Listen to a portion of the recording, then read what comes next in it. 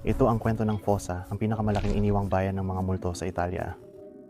Nung isang abalang at masiglang lugar, ang Fossa ay tahimik at walang laman ngayon. Ang mga kalye nito ay walang tao at ang mga gusali ay wasak. Ang mga bayan ng mga multo tulad ng Fossa ay umiral sa buong mundo. Bawat isa ay nagkukwento ng kwento ng mga taong nanirahan doon. Madalas na iniwan ang mga bayang ito dahil sa mga problemang pang-ekonomiya, mga sakuna ng kalikasan o mga pagbabago sa mga trabaho at industriya. Inaditing sa mga mall ay binalot sa misteryo at mga alamat. Ginawa silang mas kawili-wili. Ngunit iba ang Fossa. Isipin mo ang isang buong bayan na nagigising sa kalagitnaan ng gabi at nawawala sa umaga. Mga tahanan, tindahan, ang personal na ari-arian, lahat iniwan. Ang biglaang pagbabago mula sa buhay patungo sa kawalan ang nagpapakita kung ano ang Fossa. Napakakawili-wili. Ako si Steve Ronin, isang urban explorer mula sa Estados Unidos. Mahal kong hanapin ang mga nawawalang lungsod at nakakalimutang bahagi ng kasaysayan ng tao. Sa nakaraang ilang taon, naglakbay ako at nagdokumento ng maraming inabandonang ghost towns. Ngunit ang Fossa ay tumatayo ng natatangi. Sa taglamig ng 2022, ang aking mga kaibigan at ako ay naglakbay para tuklasin ang mga inabandonang lugar sa Italia na kung saan ang Fossa ang aming huling hintuan. Samahan mo ako sa episode na ito habang tinitingnan natin kung ano ang natira sa Fossa. Ngayon, kung interesado ka sa mga dokumentaryong ganito, siguraduhin mag-subscribe at pindutin ang button ng notification bell at mag-iwan ng komento sa ibaba kung saan ka nagmula. Ngayon, simulan na natin ang ating pakikipagsapalaran.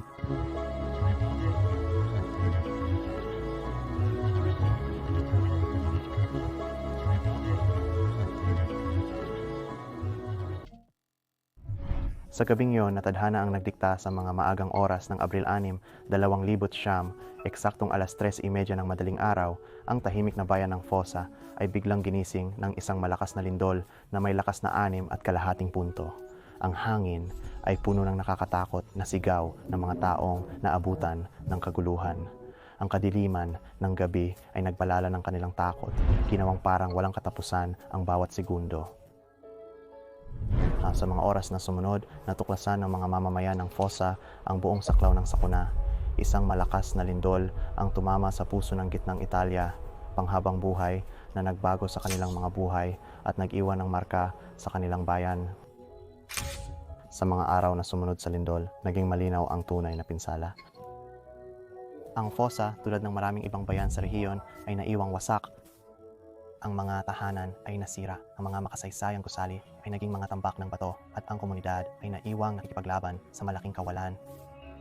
Agad na nagsimula ang mga operasyon ng pagliligtas na may mga pagsisikap na nakatuon sa paghahanap ng mga nakaligtas sa gitna ng mga pagkasira. Hanggang ngayon, isang dekada ang nakalipas, ang pagbangon ng bayan ay isang mahaba at mahirap na proseso na pinagtatakdaan ng katatagan at determinasyon ng mga tao nito na muling itayo ang kanilang mga tahanan at buhay mula sa mga abo.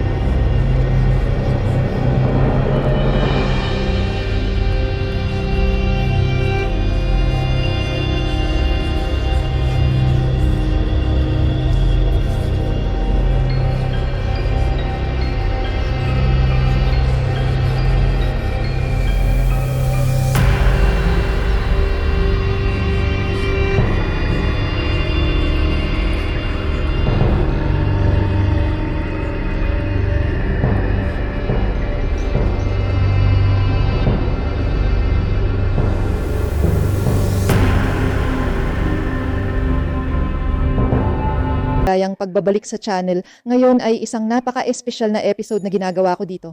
Kasama ang Abandoned World Explorer para sa buhay. Meron din tayong Radic Juster Films. Dito meron din tayong Dadyang Innovations Mic. Tignan mo yan, pareho tayong may hawak. Ito, pinatay mo ang pusa. Bakit mo pinatay ang pusa? Mas maganda ang tunog. Sa anumang paraan, nakarating na kami dito sa itong abandonadong Italianong bayan ng multo na kilala bilang Fossa. Marahil isa rin ito sa mga pinakabaliw na tunog ng pagpunta na iniwan sa mundo. At sa totoo lang, medyo malungkot makita. Kanina ay sumisikat pa ang araw, pero ngayon ay dumarating na ang mga ulap. Baka umulan pa. Sino ang makakaalam sana, hindi habang tayo'y nag-e-explore. Pero sa kabila nito, ang liblib na bayang ito ay mahigit na 1,000 taon na ang edad. At maraming natural na kalamidad ang dumaan dito. Pero hindi ito nangyari hanggang 2,000 nang ang pinakamalaking lindol na may magnitude na 5.9 ay tumama sa bayang ito at sa rehiyon sa paligid nito. Ng rehiyong ito ng L'Aquila, sa una akala ko ito ay magiging sa gitna ng wala, ngunit at so kalatak moderno, at hula ko ito ay dating sikat na bayan para sa mga turista. Ito ay naiwang bakante ng halos 14 na taon at ang lindol ay talagang masama. Ito ay nakakaapekto sa maraming buhay. Tungkol sa 70,000 sa paligid ng rehiyon, kalahati ng 20,000 ng mga residente ng Fossa ay apektado rin ng malaki at kailangang iwanan ng kanilang mga tahanan. Mahigit 300 na mga namatay at mahigit 1,500 na mga nasugatan dahil sa lindol. Isipin mo na ang iyong bahay ay nanginginig na nagigising sa iyo at wala kang magawa kundi tumakbo palabas. Kaya pa umayos at malamang mga na hawakan mo ng iyong at pamilya, kailangan mong iwanan ang lahat ng iyong mga ari-arian at mahahalagang bagay. Kaya ngayon dahil sa kalikasan ng rehiyon, wala talagang gustong bumalik. Maring bumalik ang mga residente, pero wala ni isa ang gustong maranasan muli ang lugar na ito.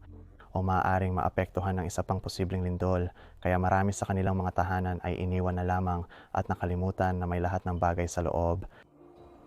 Ngunit may ilang sa mga individual dito na nagpasyang bumalik at muling manirahan sa kanilang mga tahanan. At noong 2022, may mga plano na ayusin ang ilan sa mga gusali upang sana'y maibalik ang buong bayan sa dating kaluwalhatian nito. Pero sobrang na-excite ako mga kaibigan.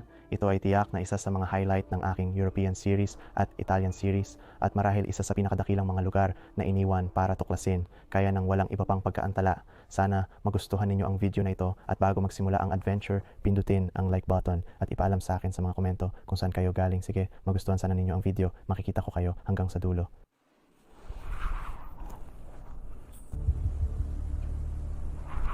Kaya dumaan lamang kami sa maliit na daanang ito patungo sa bayan ng Fossa. Ito ang unang gusali na nakikita namin. Tingnan mo kung gaano ito nasira, marahil dahil sa lindol. Maaari mo pa nga makita ang mga numero 25 at 23. Oh aking Diyos, lahat ay gumuho dito. Yan kang bahay na ito ay may pangalan pa rin sa itaas, Villa del Hierro.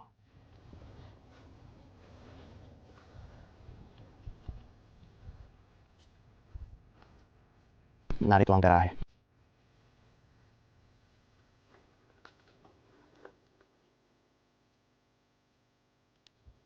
Ang punong ito ay lubos na lumago.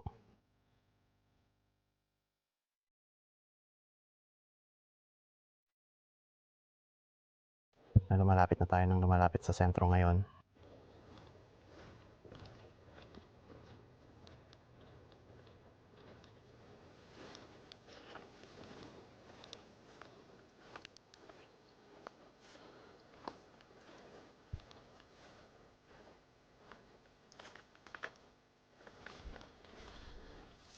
Naku!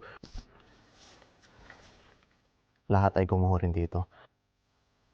Sobrang daming pinsala ang nangyari. Literal na nasa isa kami sa mga pasukan ng bayan ngayon.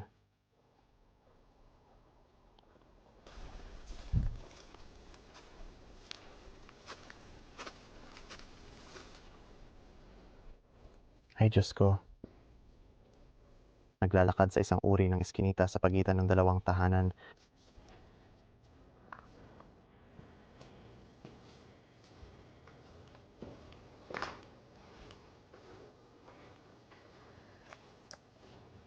Ang pakiramdam nito ay sobrang kakaiba ngayon, no?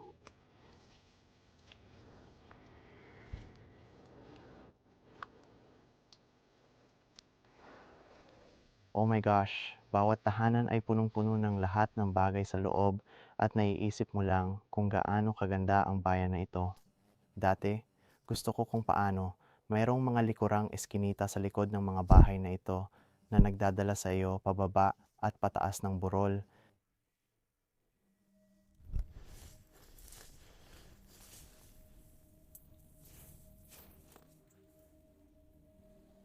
Mayroon pa ring kaunting mga bagay sa loob ng bahay na ito, mga baso ng alak at mga bote, kahit na ang mga labahin ay nandoon.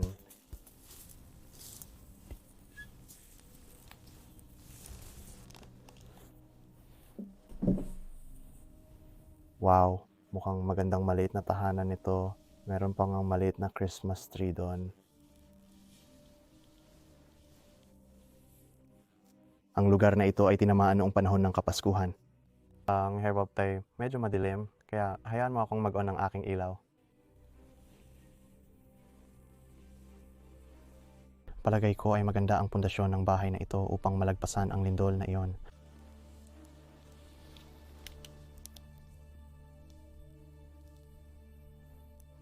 Narito ang isang silitlugan.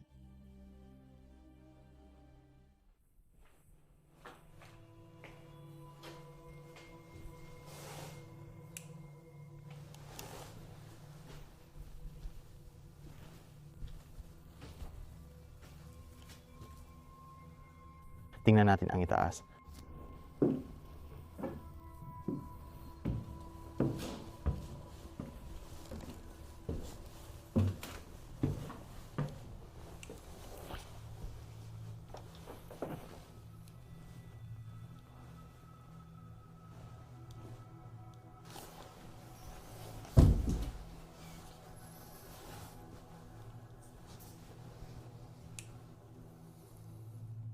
Sa may itsura mo karamachi, sa pakikiramda ko ay sa ito ay mga kwarto ng mga bata.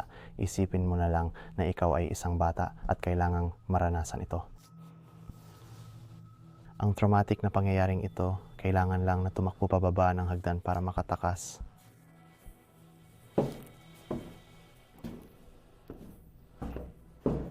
Kahit sa anuman, titingnan natin ang iba pang mga gusali.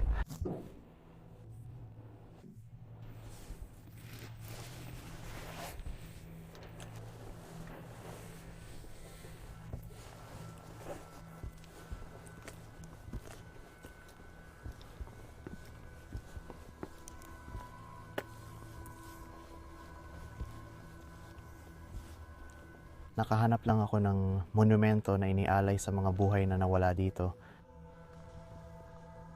Mukhang bago lang, mukhang bago talaga. Ang mga dasal at pakikiramay ay ipinapadala sa pamilya na kailangang maranasan ang traumatic na pangyayaring ito.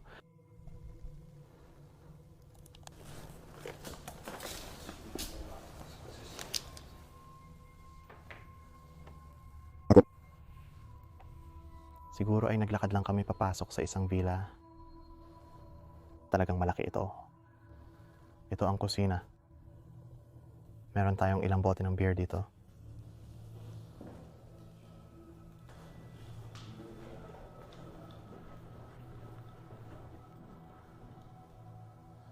Maraming mga kwarto ang walang laman sa gusaling ito. Malamang nanilinis nila ito. Oh, maganda ang tanawin mula dito. Ito ay isang balkonahe.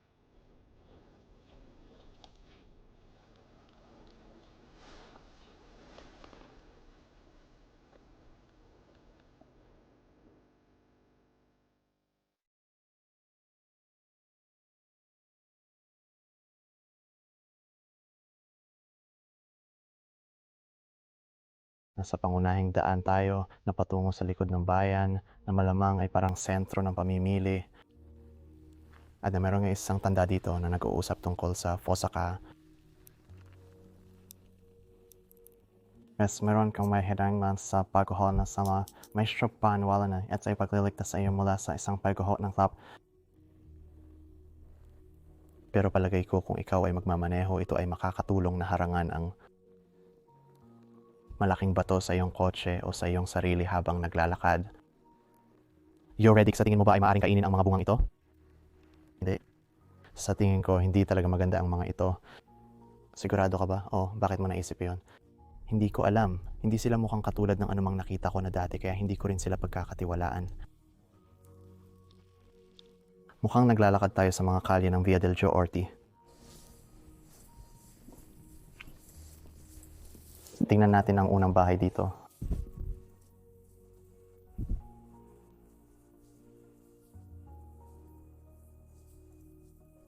Oh, ano? tignan mo yan. Isang sombrero ng kuko yan. O pwede rin itong sombrero ng isang pulis. May numero pa nga ng telepono dito. Wow, ang ganda naman nito. Parang tinanggal yata yung badge. Ay, pumupunta ito sa taas.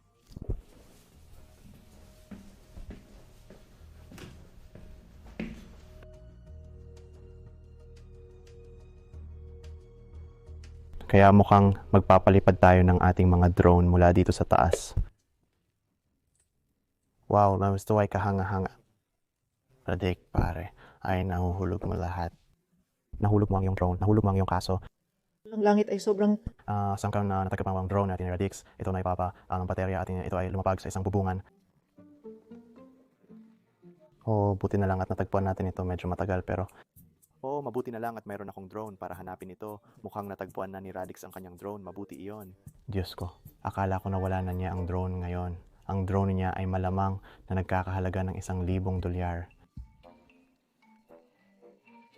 Oh, ako rin. Pare, alam ko. Diyos ko, pare.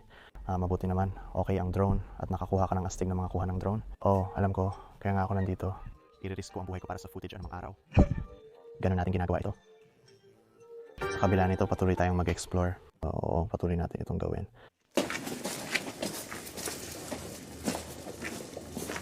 Wow, ito ay talagang astig. Ito ay nagpapalala sa akin ng Battleship Island. Parang isang maliit na tahanan sa pagitan ng dalawang bahay.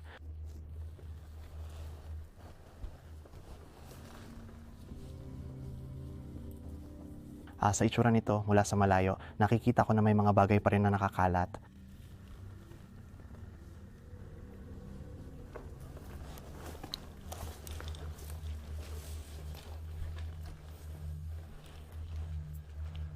Mukhang sa ibaba, parang isang maliit na lugar ng kubo.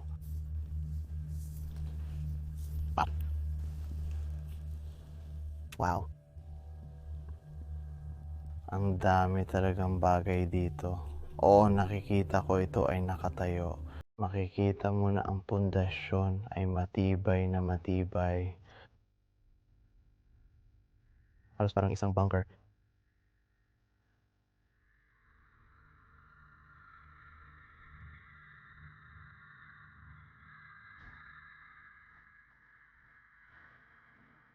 Ang lugar na sa isang malaking tambakan kami.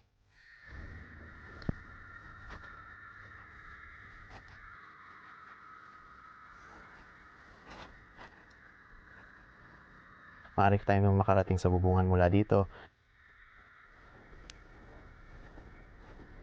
Malamang hindi ako aakyat doon. Ito ay kwarto ng isang tao. Ang mga damit ng tao ay nandito. Malamang kailangan nilang umalis ng mabilisan na hindi sila nakapag-impake ng lahat. Suriin ang kanilang mailbox.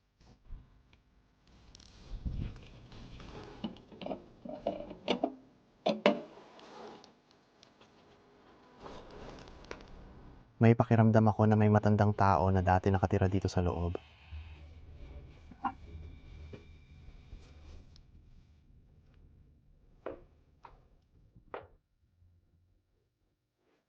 Naroon ang banyo. Nakatayo pa rin ang mga kortina sa shower.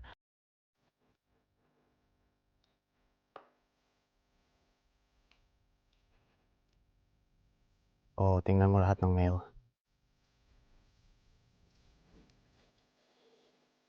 Isa sa kanila ay parang bill sa kuryente. Oo, nagtataka ako kung ano ang nangyari sa mga bill ng mga tao.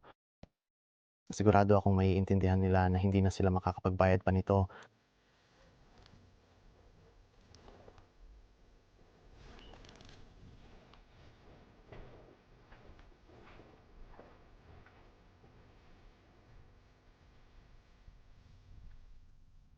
Buksan ito. Gusto ko lang isara ng mahigpit. Sige, na-manage kong mabuksan ito. Oh, magaganda ba ng mga boots na ito? Alam mo ba, parang itong mga bahay ay itinayo talaga para makayanan ang mga lindol. Talagang alam ko na mangyayari ito. Minsan siguro hindi sila nag-expect ng ganito kalaki na magnitude. Sigurado silang maraming panggatong dito. Okay.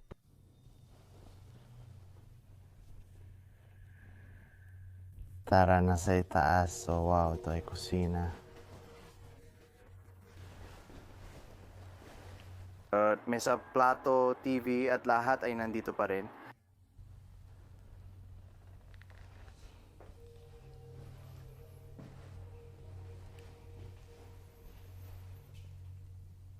Tignan mo yan, may mga tropeyo pa rin tayong nakasabit sa pader. At ang orasan. Huminto sa mga alas 10:48. Suriin mo yan ng TV at lahat ay nakasaksak pa rin sa pader.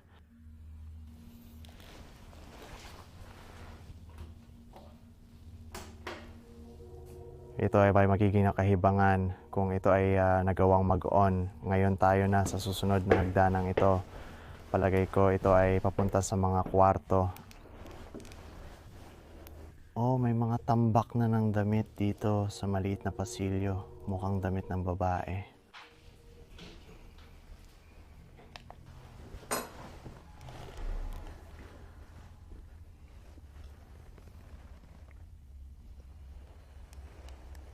Sobrang daming damit. Meron din tayong ilang floppy disks sa kama. Nagtatanong kung ano ang laman nun. Mukhang ito ang lugar ng sala. Mayroon din itong mesa para sa kainan.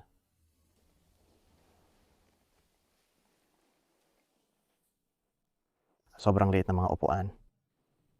Parang para sa mga bata ang pagkakagawa nito. Narito ang isa pang palamuti para sa Pasko. Ilang mga takong at tsinelas niya. Wow, ang mga kama na ito. Mukhang maayos na naayos din.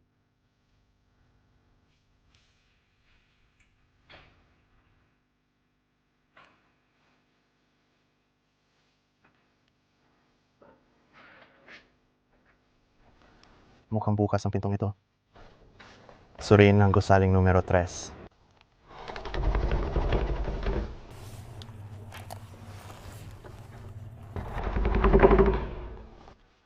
Yung isa na ito ay maayos pa rin nabubuo.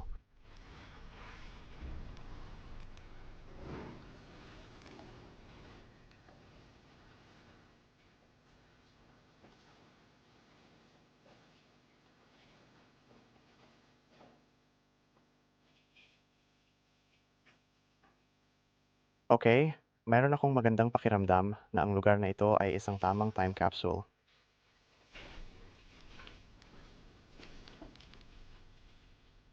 Yan lang ang gusto kong ipakita sa inyo mga kaibigan. Ayaw may magandang tahanan.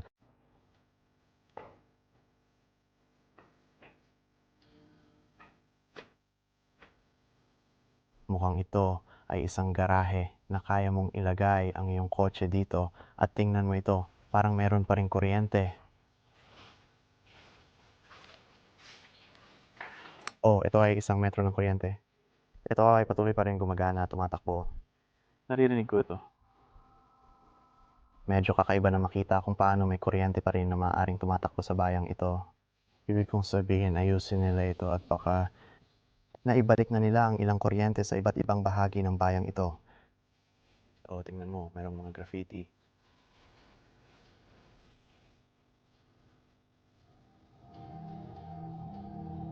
May simbahan tayo sa harap.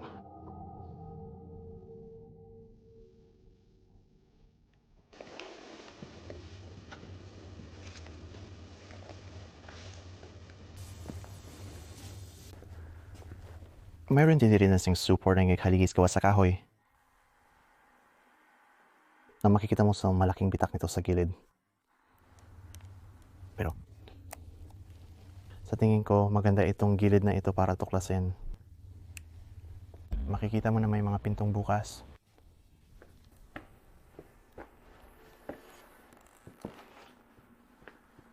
Lahat ng ito ay mga guho. Ay, Diyos ko.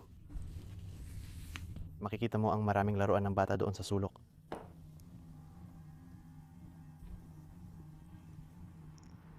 Nakakalungkot lang talagang makita ito. Mas malala ito para sa mga bata at isipin mo na may pamilya ka at sinusubukan mong protektahan sila. Sinusubukan mong iligtas sila.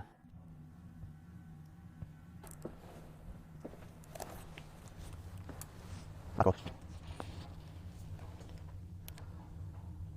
Palagay ko ang mga kwartong ito ay pangunahing ginagamit para sa imbakan. Mukhang halos nasunog ang gusaling ito.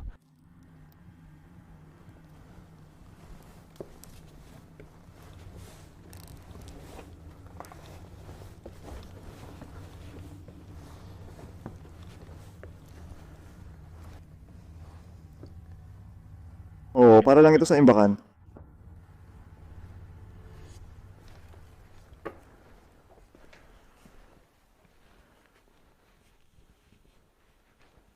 Sa itsura nito, naniniwala ako na nasa sentro tayo ng isang iniwang bayan na parang multo.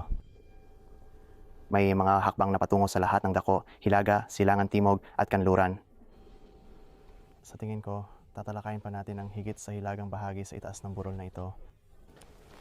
Ito ay ipinaskill sa 2,000 hindi talaga sigurado kung ano ang sinasabi nito, pero kung alam mo, i-pause mo lang ang screen at isalin ito sa seksyon ng mga komento. Mga bagay na naipa-skill bago ang lindol.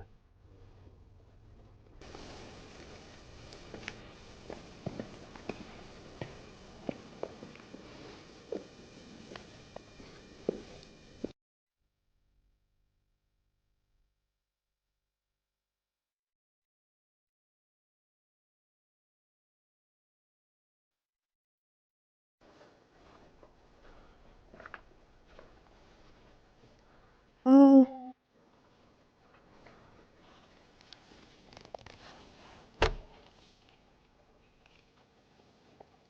Wow, ito ay isang Talagang magandang bahay.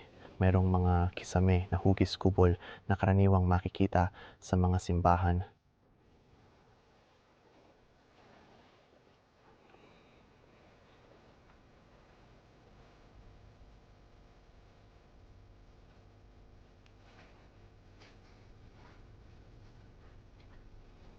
Itong tiyak na pinakamagandang time capsule sa ngayon. Akala ko mga audio yun, pero mga kortina palang budol yun.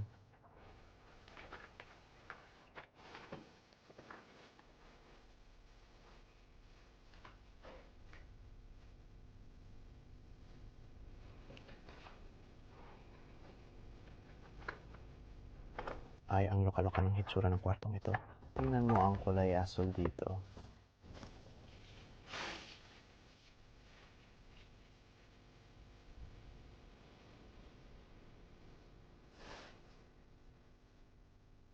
Ang mga jackets ay nakaseal pa rin dito.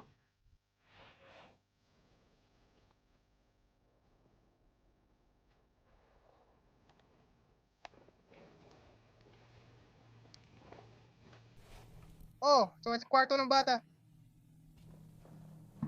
Nakakasakit lang sa puso ko ang makita ito. Wow. Talagang makikita mo na mahal ng mga magulang ang kanilang anak. Ang daming laruan. At iyan ay isang malaking stuffed animal ni Mickey Mouse. Grabe yan. Yan ay ang pinakamalaking Mickey Mouse na nakita ko.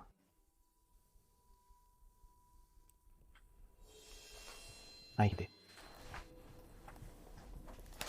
Ay, Diyos ko. Ito siguro ang kwarto ng mga magulang.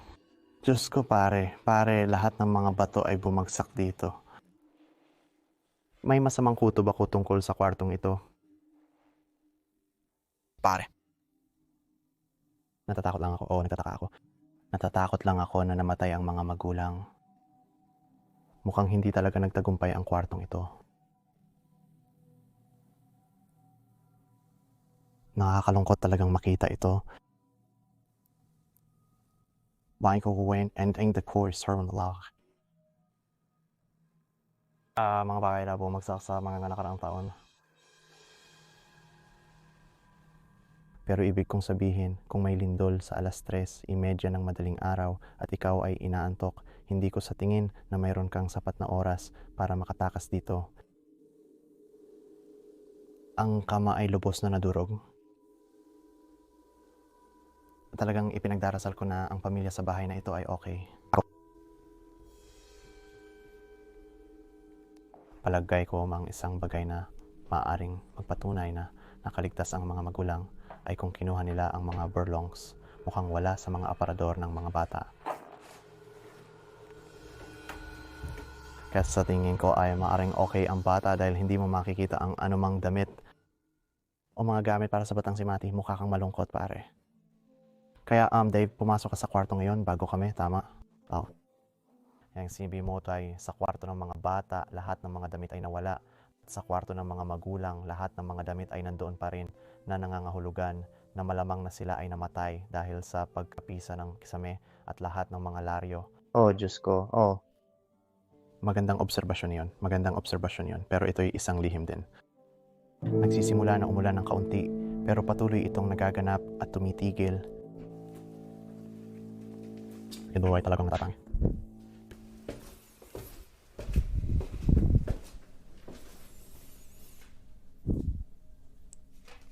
Hindi ito mukhang sobrang kakaiba ngayon.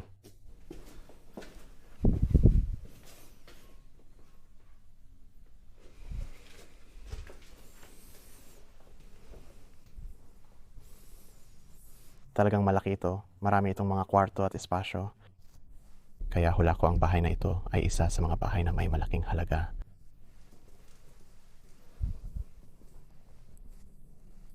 Ay Diyos ko. Ito ay isa sa mga pinakamaganda yung kwarto na nakita ko na ngayon lang. Tingnan mo ang kisame na yan. Parang naglalakad ako sa loob ng isang mansyon ngayon.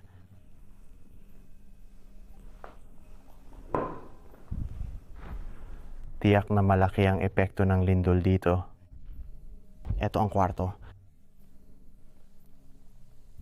Diyos ko, tuluyan ng gumuho ang kisame.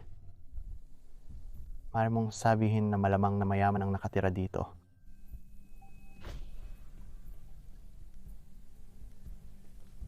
Isa sa mga fountain.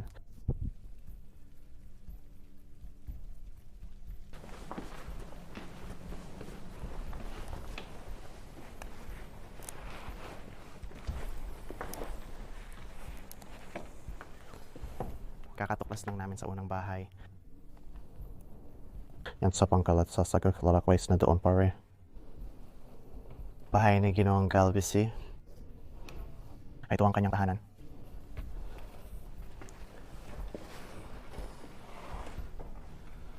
Oh, wow, yan. Meron ding pang construction dito.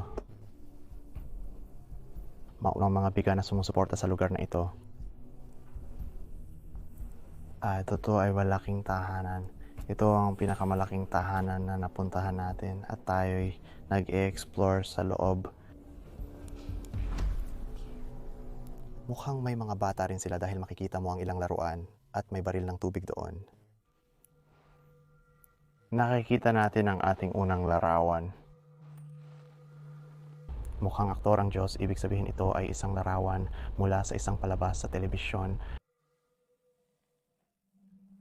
Sa West Waming's parang nandito pavilion, mga platos at mga tasa.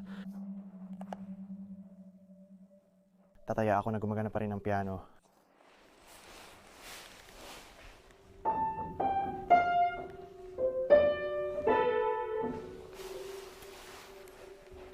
Sigurado akong marami akong mga TV. Binibilang ko ang 3 sa kanila at iyon ay sa isang kwarto lang. Mukhang sinusubukan na maayos ang bahay na ito. Mayroon pa nang mga kable na nagpapanatili sa pagkakabuo ng lugar na ito. Sa lahat ng lugar dito sa loob.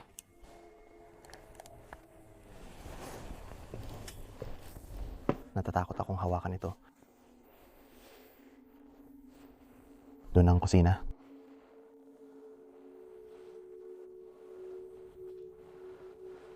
Mukhang mas moderno kumpara sa ibang mga bahay na ating nasuri.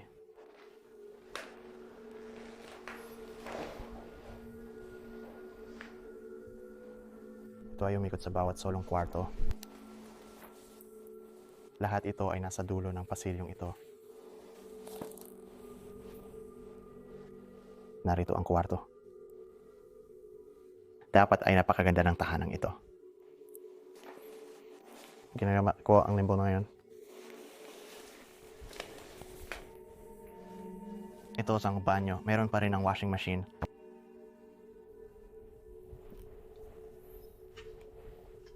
Hindi talaga ako nakakaramdam ng ligtas dito. Sa tingin ko ginawa nila lahat ito may dahilan. Dapat siguro lumabas. Mga kaibigan, napakasakit talagang tuklasin ang lugar na ito marahil ang pinakamalungkot na paglalakbay na nagawa ko sa buong buhay ko, lalo na't iniisip ko ang dami ng mga biktima, mga namatay at mga taong naapektuhan ng ganitong pangyayari. Ibig kong sasabihin na nakapunta na ako sa ibang bayang iniwan tulad ng Chernobyl.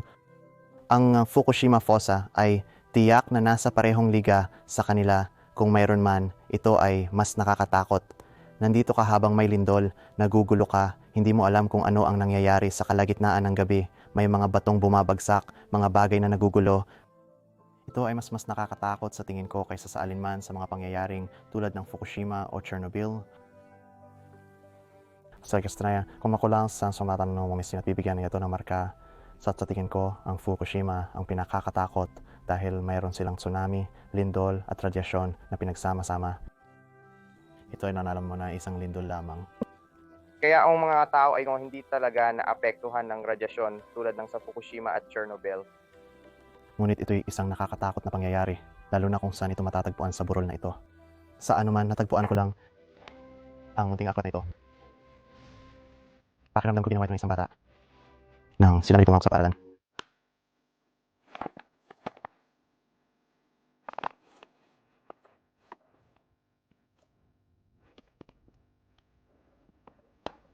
Mukhang isang bata lang na nagdodrawing ng kanyang pang-araw-araw na buhay. Sa bayang ito, siya lumaki. Sa bayang ito, siya minsan nanirahan. Talagang malungkot sa kabila nito.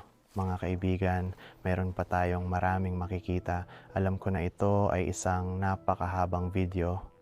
Kaya gusto ko nga kung ipakita sa inyo ang pinakamaganda sa pinakamaganda ng lugar na ito at idokumento ito ng maayos, lalo na para sa mga nakatira dito. Sigurado akong ang ilan sa inyo ay nanonood ng video na ito at naging layunin ko dito na gumawa ng isang dokumentaryo dahil palagi akong nagmamahal sa paggalugad ng mga bayang multo at pagbebenta ng mga kwento tungkol sa kanila tulad ng Fukushima, Chernobyl, Battleship Island at ngayon ito na ang pang-apat sa aking listahan, ngunit talagang gusto kong pangalagaan ang kanyang kasaysayan at kultura at upang maikwento ang mga kwento ng mga tao na minsan lang nanirahan dito.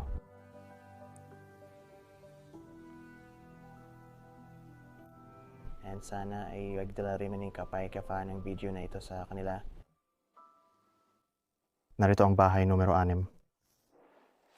Ang isa na ito ay may talagang astig na ukit sa itaas ng kanyang pasukan.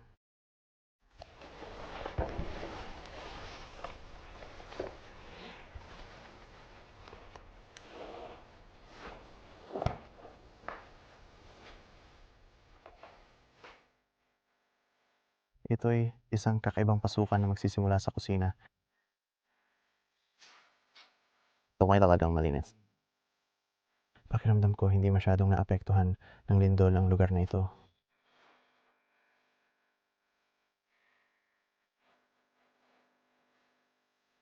Palagay ko ay aakyat na kami sa itaas.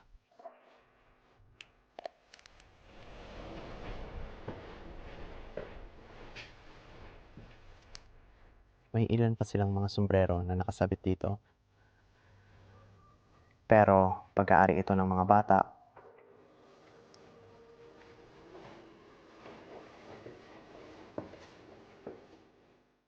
Talagang malinis ang kwartong ito. Ngunit ang sahig ay medyo nasira. Makikisama mo, pero marahil ayaw mong tumapak doon sa lahat. Oo nga pala, pati na rin ang pader. Grabe. Hula ko, tiyak na mapanganib din ang lugar na ito. Hindi ko lang talaga maintindihan kung bakit sobrang linis nito.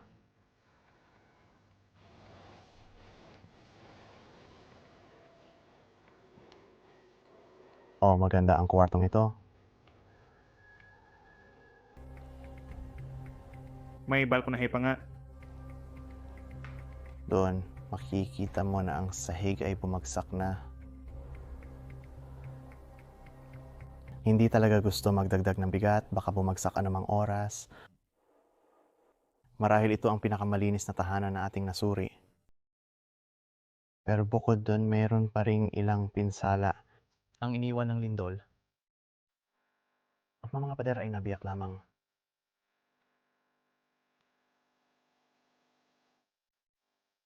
Mukhang bawat tahanan ay may pamilya na may mga bata.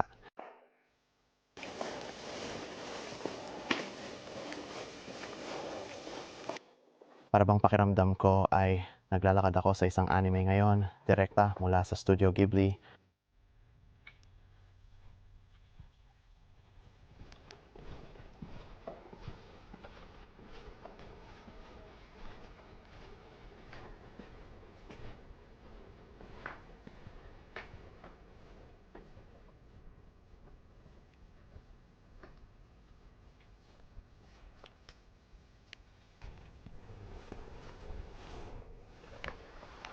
Wow, ang ganda ng itsura ng villa na ito mula dito.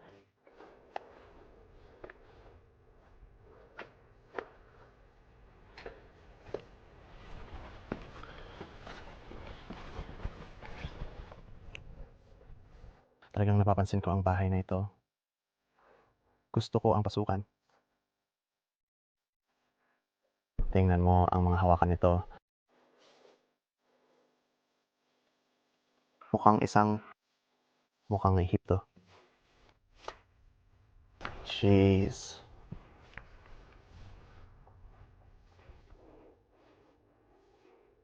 Grabe.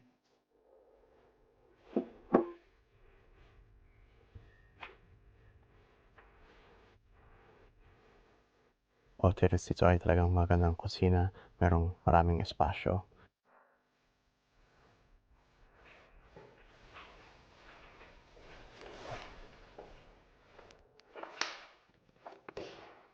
Ito ay ganap na nakakumpleto ng mga kasangkapan. Tingnan mo itong vintage na radyo. Ikaw,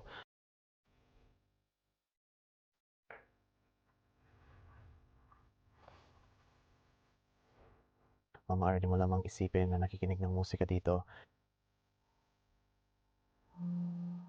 Tingnan mo ang kisame ng silid kayo na ito.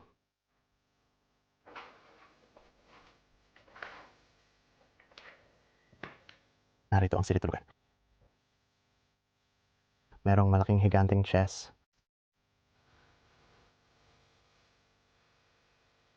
Oo, talagang kahanga-hanga ang bahay na ito. Mahal ko ang interior dito.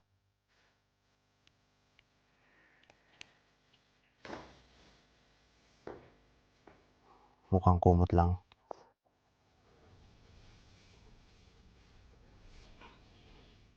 Ngayon, mahilig ako sa wallpaper at talagang nagustuhan ko yung meron sila sa kwartong ito. Palagay ko pwede tayong pumunta dito sa taas. Saan ito patungo ako? May pakiramdam na ito'y patungo lang sa banyo. Oo. Naroon ang shower. Oh. Hindi, ito'y isang aparador lamang na pinasukan natin. Ilang magagandang bag na gawa sa balat. Ngayon, may balkonahe rin ng bahay na ito.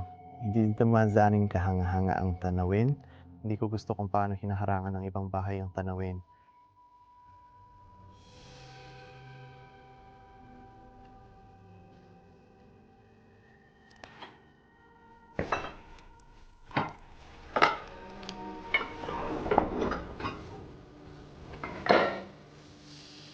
Ito ang sala.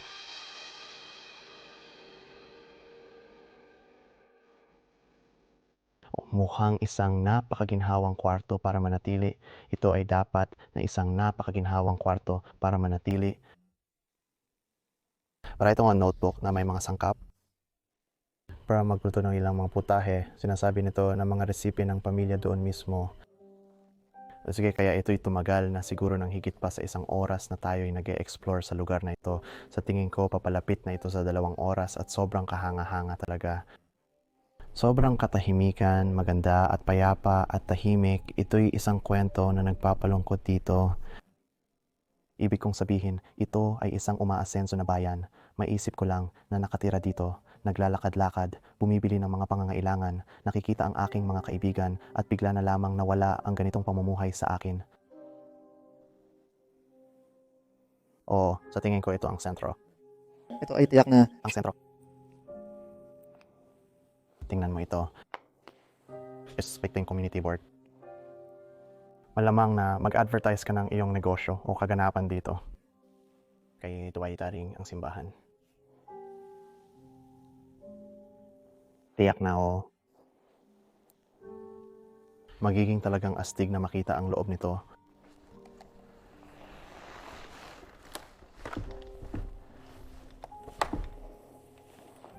Baka makahanap tayo ng ibang paraan para makapasok. At ang gusaling ito ay medyo mukhang parang isang gusali ng pamahalaan.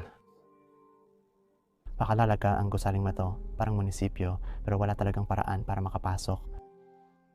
Nakakita ako ng butas doon, kaya pumasok ako sa maliit na basement na puno ng mga gagamba. Ang gusali na medyo kamukha ng opisina ng alkalde. Pero hindi ko yata ito mapapalayo. Mukhang ito'y hinadlangan na. At tulad ng isang napaka-special na sulok ng bayan, tama lang mo sa tabi ng simbahan ito, marahil ang monumento ng bayan, Fossa Sokotuti. Marahil mali ang pagkakasabi ko noon. Talagang maganda dito sa sulok ng bayan na may tanawin ng mga bundok.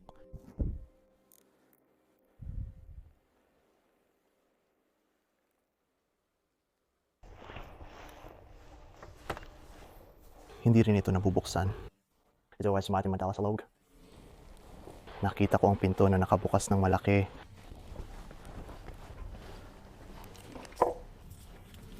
oh, Grabe, ito lang talaga ang nagpapanatili sa lugar na ito na magkasama.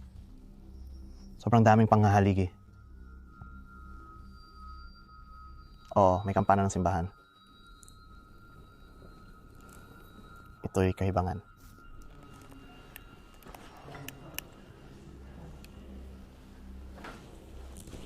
Diyos ko, ano ba ito?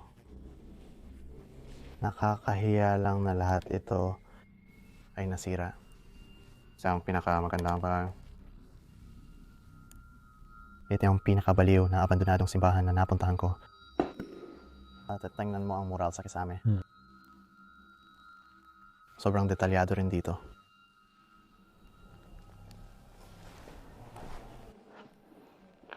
Hindi nakakapagtaka na pinoprotektahan nila ang lugar na ito at naglalagay ng mga biga. Mga kaibigan, natagpuan na natin ang simbahan at hindi ko maipaliwanag kung gaano ito kahanga-hanga.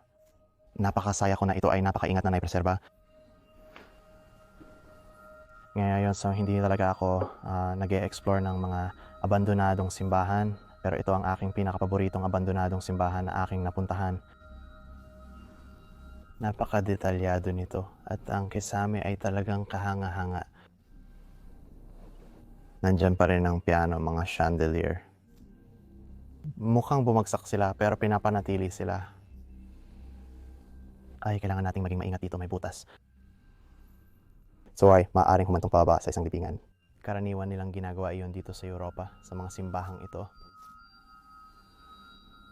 Titingnan natin yan mamaya pero wow, ito ay talagang nakakamangha.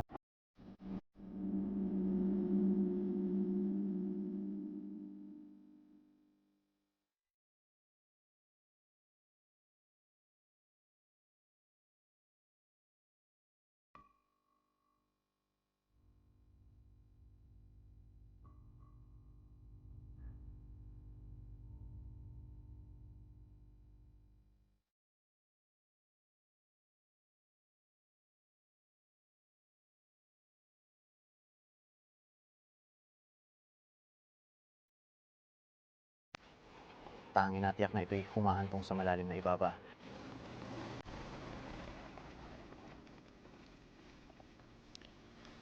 Talagang sa tingin ko, ito'y maaaring isang libingan na kung makan ay ito rin ang bagay na ito dito na mukhang isang libingan.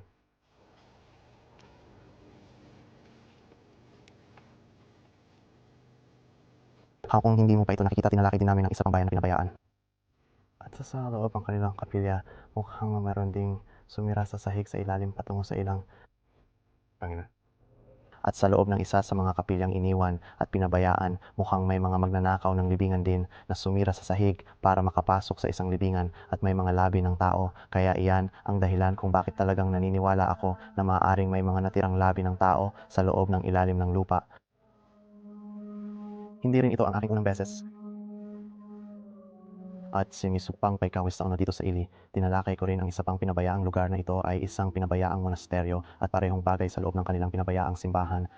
May butas sa sahig at ito ay isang libingan sa loob, kaya pakiramdam ko may nagbukas nito tiyak para makita kung makakakuha sila ng ilang buto dahil ang mga bungo ay may malaking halaga sa itim na pamilihan. Well, hindi mo mapipigilan ang sarili mo na tumingin sa simbahan ito at kumuha ng mga larawan. Kung gusto mong makita ito, tiyak na tingnan ang aking Instagram account. Ang mga link ay makikita sa ibaba ng paglalarawan. Pero ito ang pangunahing pasukan ng simbahan. Mukhang dito mo rin makukuha ang banal na tubig. Nandito rin sa lugar na ito.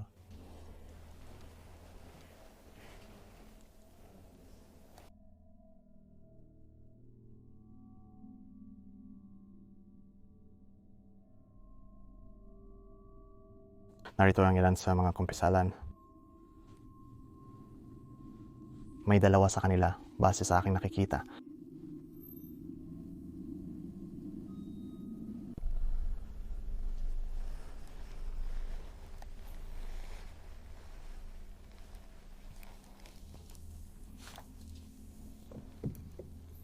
Mukhang hindi gumagana ang mga susi. Talagang umaasa ako na gagana ang mga ito. Kaya ang tanging mural na nakikita ko ay ito dito, patuloy na nakatayo. Lahat ng iba ay tinanggal na.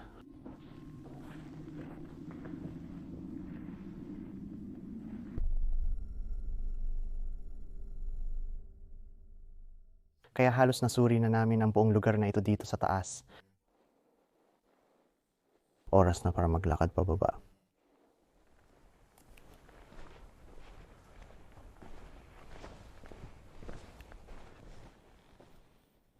Mukhang may maliit na manika dito. Mukhang nakakatakot.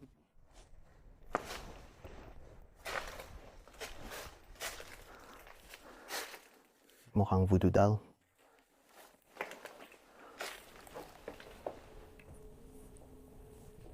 Ang cute ng maliit na bahay na yan.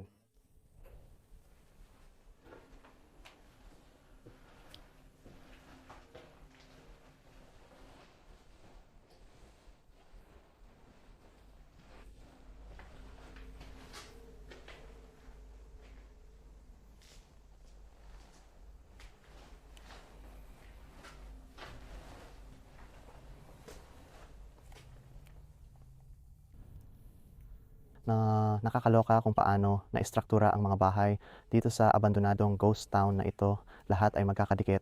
Ang iyong kapitbahay ay 5 talampakan lang ang layo sa iyo.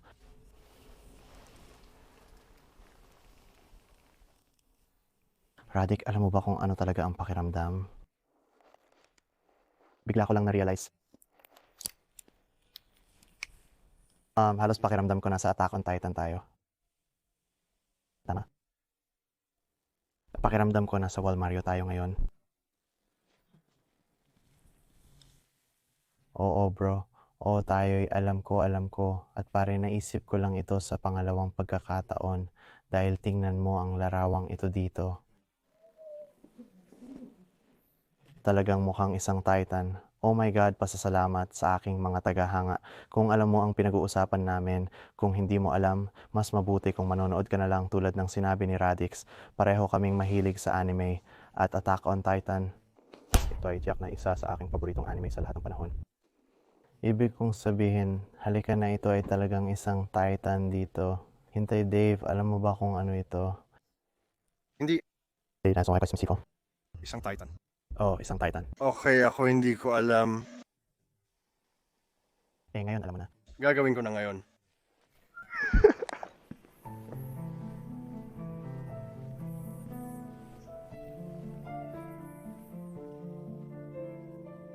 Nakakahiya talaga kayo mga guys. Pakiramdam ko ito sana ang isa sa pinakamagandang bayan sa Italia para maging isang turista, pero malungkot na iniwan na lamang itong lahat na nakatiwangwang.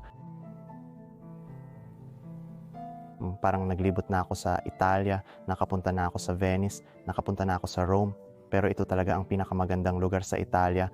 O tama ang sinasabi mo, ang tanawin, ang mga bundok, nasa tuktok tayo ng burol at nagbigay ng magandang punto si Radic. Ang layout ng lugar na ito ay sobrang kakaiba, parang isang labirinto maliban na lang na patuloy kang bumababa sa iba't ibang antas ng bayan. Sobrang nagustuhan ko ito.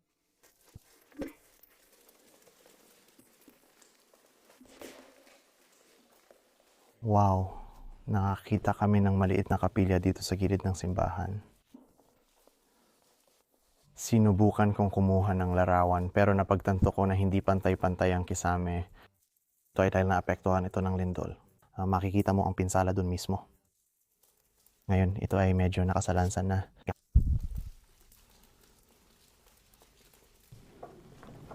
Mukhang habang patuloy tayong bumaba at bumaba sa bayan, makikita mo ang mas maraming pangkabuhayan at mga biga. Mukhang sila ay nag-aayos ng bayan. Mula sa ibaba pa itaas, kaya tayo siya explore ngayon sa gilid na ito na medyo mas malayo pa sa ibaba. At ito ang nakakuha ng aking pansin. Ito ay talagang malaking villa na maaaring sabihin na may malaking pamilya na nakatira dito na may basement. May sahig sa itaas, maraming mga kwarto dito sa ibaba. At yung salat na kanilang ginamit. Medyo malit dito.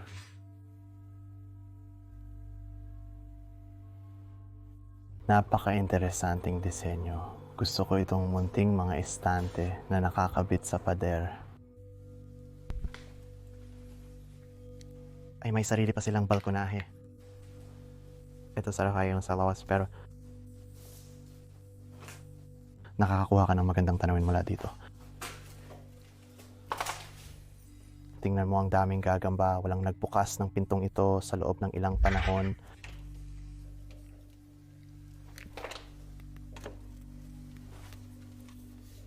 Sa tingin ko, meron pa silang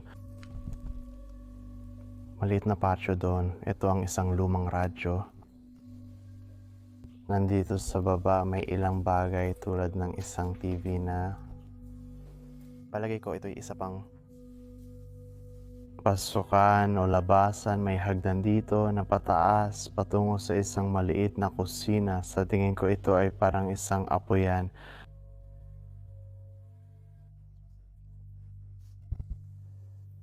Meron tayong kalendaryo. Ito ay para sa 2009. Yan yung taon na ito yung iniwanan. Ito ang isa mga banyo.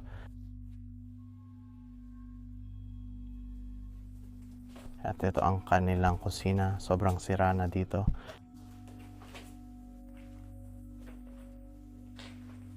Pero gusto ko kung saan iniwan ng karamihan ng isoy. Jack na ito ang pinakamainam na na-preserve na tahanan na ating nasuri sa Fossa Park. Ibig sabihin, tingnan mo ito. May mga bagay pa rin na nakasabit sa mga pader. May isa pang kalendaryo. Ito ay para sa buwan ng Abril ng 2009. Ang mga tsinelas ng sapatos na ay... Tinanong ako kung hindi ba talaga naapektuhan ng lindol ang bahay na ito. Ang pasukan sa balkonahe ay puno na ng mga gagamba. Tignan mo kung gaano kakapal yun. Sigurado ka na maganda ang tanawin mula dito. Walang bahay o gusali na direktang nasa harap niya. Tanawin lang talaga ang makikita. Dito naman ang silid kanan. Wow, may sarili pa siyang kariton. Mukhang maganda. Wow, lahat ay maayos na nakaset up. Nandyan pa rin ang TV at lahat ng mga tasa ay nasa aparador pa rin. Hindi ko talaga maipaniwala na lahat ay nakasabit pa rin sa mga pader. Oh, nasa isang silid-tulugan. Sobrang linis nito.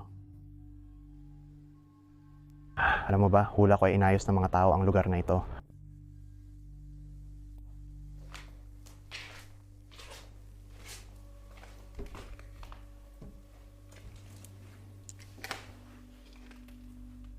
Wow, ang laki ng kwartong ito.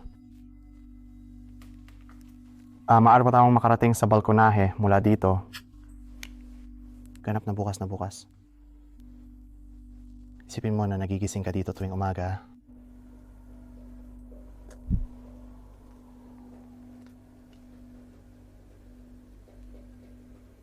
Ito rin ay umiikot patungo sa kusina. Grabe, napakasama talaga. Sino ba ang may alam kung gaano katagal siya nag-ipon para mabili ang bahay na ito, para magmay-ari nito, at para manirahan dito ng maraming taon, bigla na lang nawala ng ganun-ganun na lang sa isang gabi. Hagang. Ay, mukhang talagang masama na ito ngayon. Diyos ko, ito'y ganap na sinusuportahan ng mga suportang haligi. Baka hindi tayo dapat mag-explore sa gilid na ito. Pwede naman nating tignan ng basement.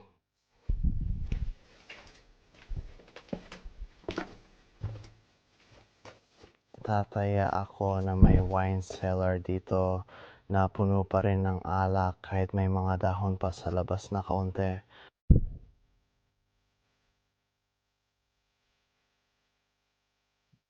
Sa tingin ko, gusto kong tumira sa bahay na ito. Ito ay tiyak na ang wine cellar. Nakikita ko ang mga kahon. Nagtataka kung ano ang nasa kabila ng pader na ito. Marahil ay makakarating ka rito mula sa ibang panig.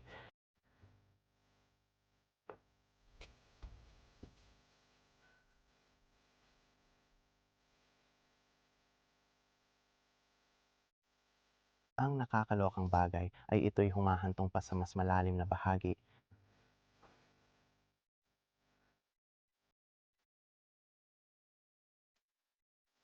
Kaya dito sa ibaba, mukhang nagtago sila ng tambak na kahoy.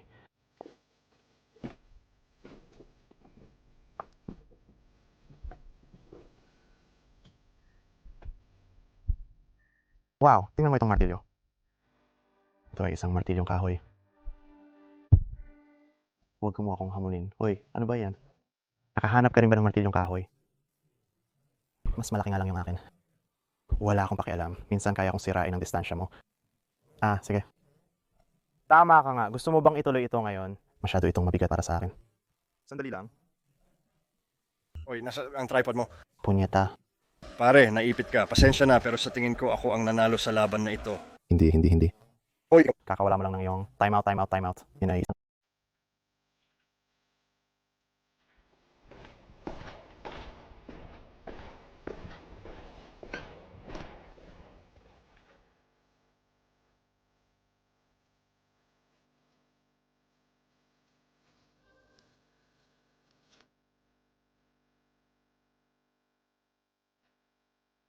ito, ito sa isang labirinto yan, pare. sa tingin ko kung mahal ito ng mga manonood, dapat tayo gumawa ng part 2. Oo, sigurado.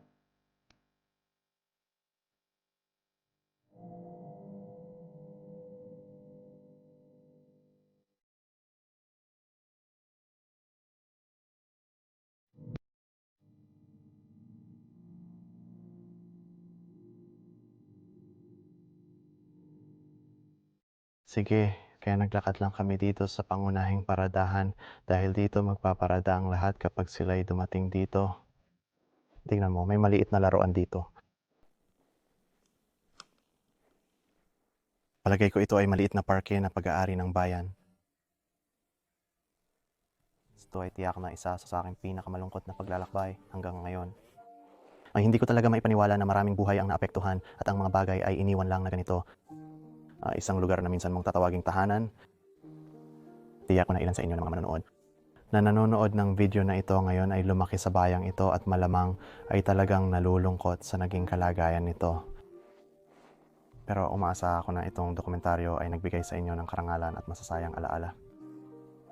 Kung gusto niyo malaman ang aking opinyon, hindi ko talaga alam ang kinabukasan ng bayang ito na parang ghost town. Pakiramdam ko lang, sa loob ng libo-libong taon, laging tinatama ng lindol ang lugar na ito at hindi ko pa rin ito nakikitaan ng kaligtasan para tirhan. Kung ako'y naaresto, malamang hindi na ako babalik at maninirahan dito muli. Kaya ang masasabi ko lang ay sana ang pamilya at mga taong naapektuhan ng lindol na ito ay nabubuhay sa isang napakatahimik na buhay. Dito ay huwag kalimutang mabuhay sa kalayaan at kaguluhan at makikita ko kayong lahat sa susunod. At makikita ko kayong lahat sa susunod na pakipagsapalaran. Kapayapaan at salamat sa panonood.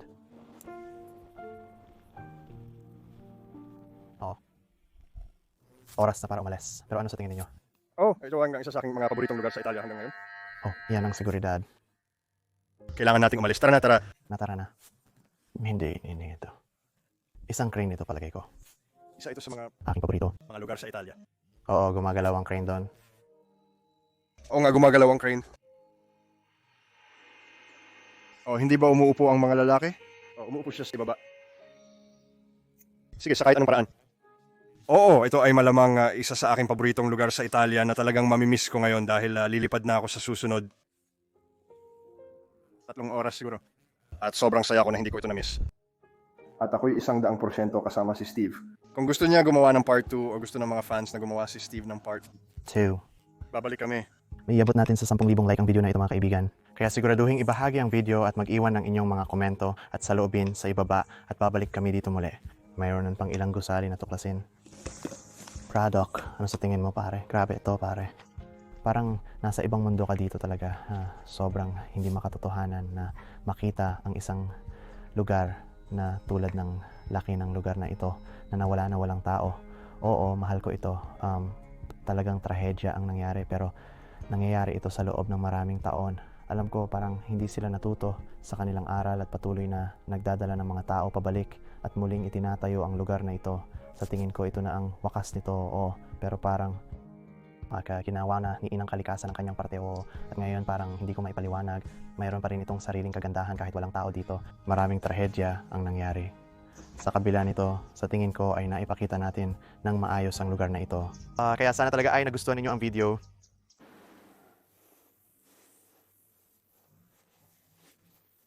Maraming salamat sa aking mga tagahanga na nanood hanggang sa dulo ng video. Sana ay nagustuhan ninyo ito. Kung nagustuhan ninyo, huwag kalimutang mag-subscribe at pindutin ang boton ng notification bell. Grabe, hindi ko maipaliwanag kung gaano kahanga-hanga ang paglalakbay na ito. Hindi ko maaring paniwalaan na 1 taon na ang nakalipas ng maisa pelikula ito. Parang kahapon lang ako nandoon, tinitingnan ang abandonadong ghost town kasama ang aking mga kaibigan.